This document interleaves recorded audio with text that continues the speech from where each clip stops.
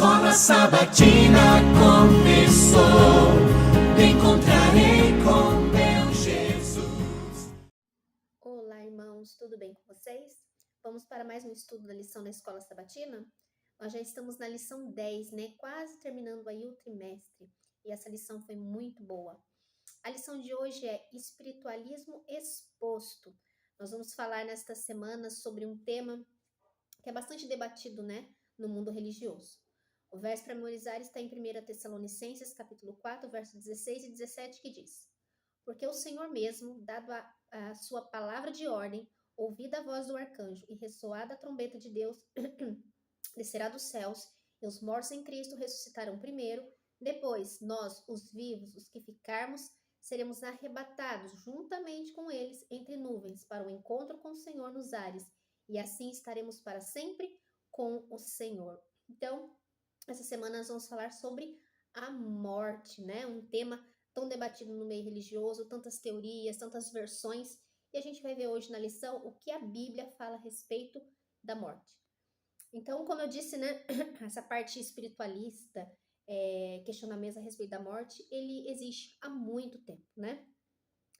E o espiritualismo, ele surge, então, com a mentira da serpente. Não sei se você se lembra, lá em Gênesis, capítulo 3, verso 4, ela disse assim, a serpente, dizendo para a mulher: é certo que vocês não morrerão. Ela disse isso para Eva, persuadindo a ela que comesse do fruto que Deus disse para não comer, né? Deus disse que se eles comessem, certamente morreriam. E a serpente está dizendo que eles não morreriam. Então surge aí, né, essa teoria tão debatida e tão falada no mundo religioso sobre a imortalidade da alma. E a gente vai ver aqui, segundo a Bíblia, o que a gente pode falar a respeito desse tema. As consequências mortais do espiritualismo. A lição diz que a fábula de que a morte é apenas a entrada para um novo estágio da vida baseia-se no conceito da imortalidade natural da alma. Essa ideia pagã se infiltrou na igreja desde o início, à medida que esta se afastava dos fundamentos bíblicos na tentativa de tornar sua fé compreensível para o mundo romano. A teoria da imortalidade da alma foi uma das falsas doutrinas que Roma recebeu do paganismo, incorporando-se à religião do cristianismo.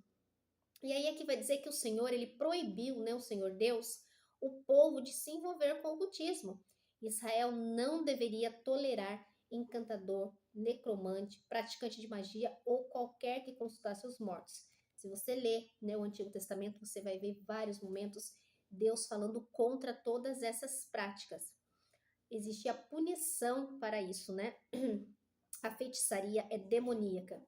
Ela seduz as pessoas à falsa adoração e falsifica o relacionamento genuíno com Deus.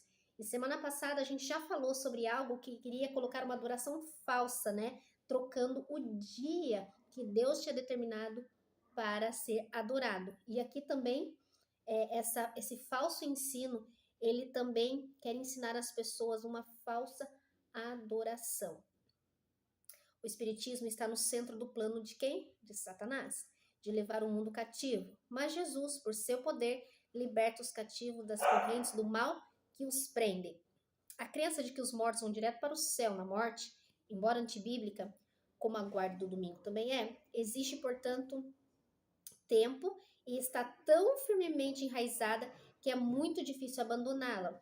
Realmente é difícil você hoje não encontrar alguém que acredite que quando a pessoa morre, ela já vai direto ou para o céu ou para o inferno, né? As pessoas usam alguns textos tirados do contexto para justificar a sua crença. Na segunda-feira vai se falar um pouquinho para nós o que o Antigo Testamento fala sobre morte, né? E aqui já começa dizendo que o Antigo Testamento não ensina a imortalidade da alma. Não ensina que, após a morte, os fiéis voam para o céu, para a eternidade. Ou que, após a morte, os infiéis descem para o inferno, onde queimam eternamente. Ensina o quê? Que a morte é um sono. Muitas vezes é essa expressão usada, né? A Bíblia usa, por exemplo, descansou, dormiu com seus pais. Outras referências a gente fala sobre a morte, por exemplo, dos patriarcas, o sono da morte, né? Então, a Bíblia no Antigo Testamento, ele usa essa expressão, sono, descanso, mas nunca diz que alguém que morre vá direto para o paraíso ou vai estar queimando no inferno. A falha em entender a verdade sobre a morte nos deixa vulneráveis aos enganos de Satanás. E é isso que é complicado. Quando você não conhece o verdadeiro, você é rapidamente ludibriado, enganado, né? E aí então você corre o risco de acreditar, crer em algo que a Bíblia não diz. A morte é um descanso até a ressurreição. Não há espíritos desencarnados pairando para se comunicar com os vivos. Embora os pagãos acreditassem no mundo espiritual, os israelitas entendiam a morte como um sono até a manhã da ressurreição. E agora aqui o Novo Testamento fala da morte. Será que ele contradiz o Antigo? Ele fala de alguma forma diferente?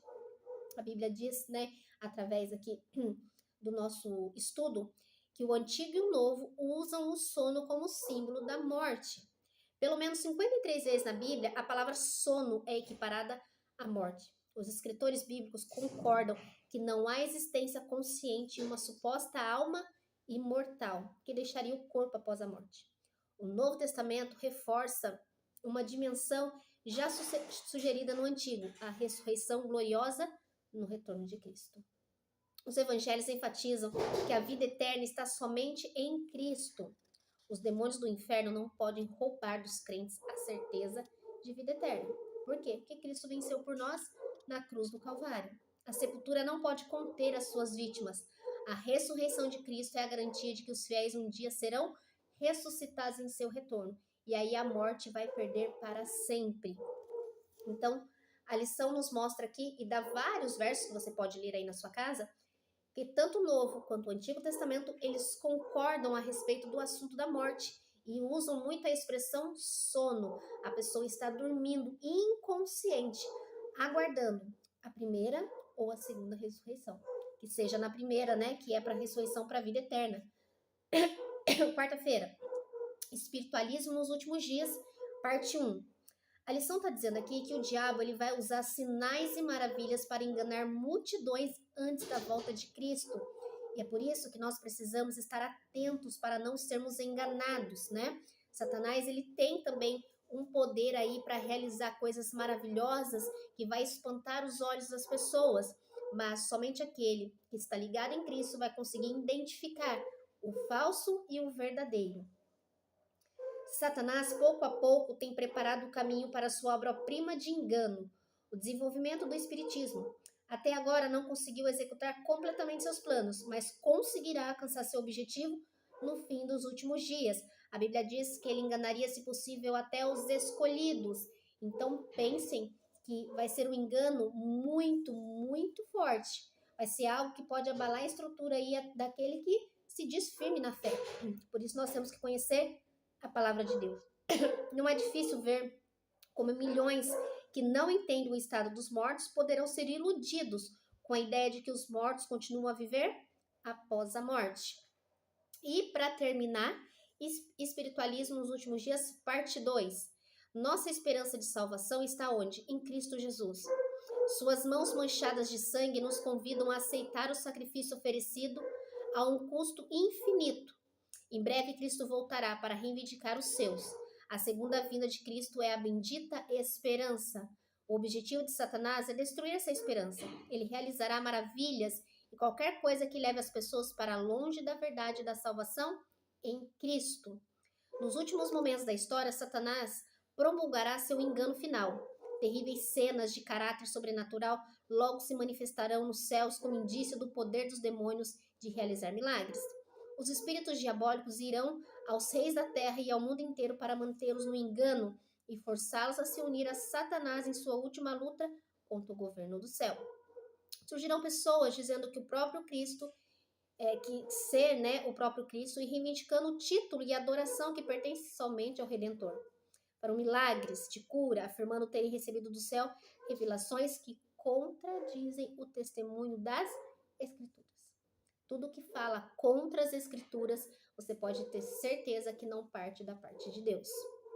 Então, a Bíblia ela já nos mostra todos esses acontecimentos para que eu e você estejamos apercebidos, né? Não podemos dormir, não podemos ficar dispersos, mas ficar vigilantes, porque nós podemos ver as coisas acontecendo, mas não sabemos exatamente o dia e a hora. Por isso eu e você precisamos ficar atentos contra as mentiras de Satanás, conhecer a verdade para poder combater todas as mentiras.